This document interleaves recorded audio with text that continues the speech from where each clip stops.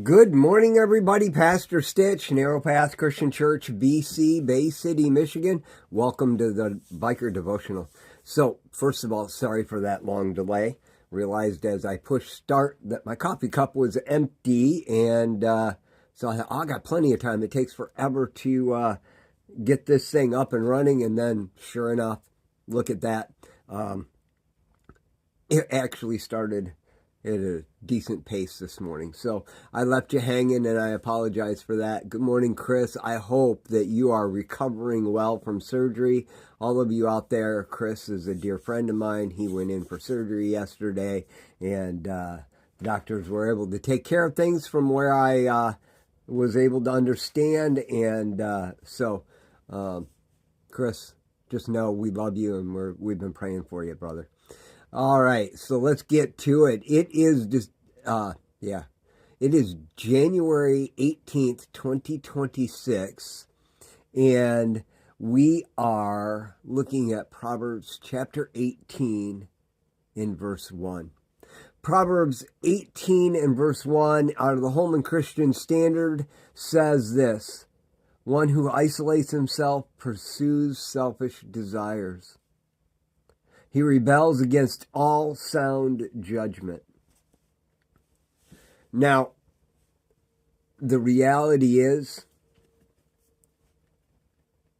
we know in recovery that isolation is the greatest way to put ourselves in danger. But as I was looking at that verse this morning, I realized that it had to be something deeper than just don't isolate.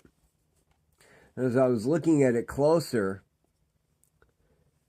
it quite literally says this. The depth of the meaning is so much deeper than just don't isolate and don't avoid listening to your friends. It literally means when desire breaks through, search out through worship, and join to support. It isn't saying when you isolate, then you're going to have problems. It's saying the reality is desires will break through. And the answer to those issues that have come into your life, whether it's a desire for lust, pornography, addiction of any kind, food, whatever. When that desire breaks through, the answer is to search out your way through worship and support. Chase God first. Gather others around you that will help you do it. When you're in the middle of a temptation, chase God first. Seek others to support you. I want you to recognize that's exactly what Jesus did in the desert when he was tested by the devil for 40 days. Recognizing that the first thing he did was put his focus on God through worship.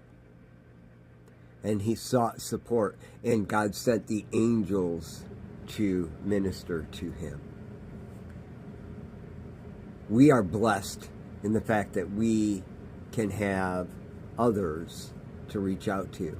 I've got my wife. I've got Chris. I've got Random and Sandy and many of the others that are watching right now and the others that will watch later that I can reach out to. I have a true support team that I can reach out to and say, hey, this is what's going on in my life. I need you to pray.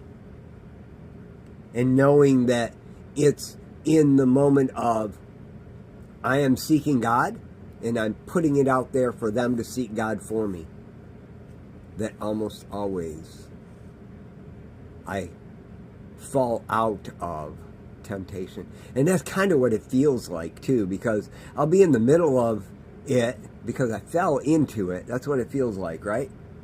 And then I land inside of it. And if I seek God, and especially when I reach out and ask others to pray too, it feels like the floor opens up and I just kind of drift out of it and it stays. And I don't have to stay there anymore. And that's really what it feels like. That's what I want for you. You know, I come back to this all the time because it really is the answer. If we put God first in all things, every struggle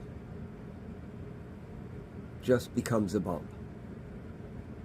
Sometimes the bumps are rougher than others. Every once in a while we have to pull over and change the tire because of it. But the reality is we're able to get pulled over and change that tire in relative safety. So here's the thing, guys. Proverbs 18, Holman Christian Standard said, "The one who isolates himself pursues selfish desires. He rebels against all sound judgment." When selfish desires overtake you, when you fall into them,